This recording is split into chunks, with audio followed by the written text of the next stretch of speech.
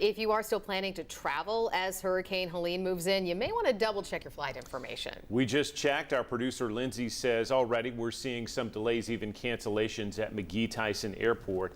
10 News reporter Ellis Rold shows us the impact there today. As the southeast prepares for Hurricane Helene to make landfall, you might have questions about upcoming travel. But officials at McGhee Tyson Airport say Knoxville weather isn't the problem.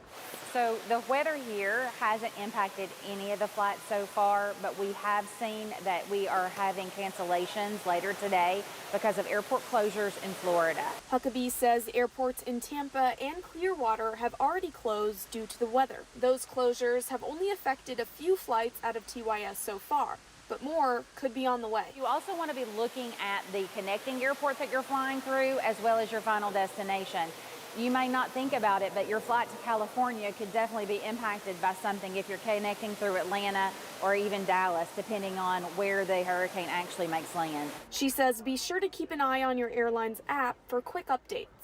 If you're going to be flying over the next 24 to 48 hours as the storm moves through, not just in Florida, but throughout the southeast, you want to make sure that you're downloading the app of the airline that you're traveling with. That way you have instantaneous information about the status of your flight.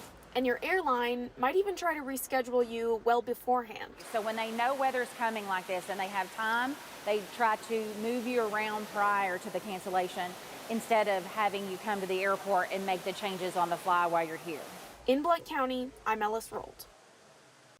And you can learn more about how your flight out of Tyson, McGhee Tyson rather, might be impacted by visiting flyknoxville.com. And again, be sure to also check with your specific airline because we don't know how the hurricane will affect all those flights yet.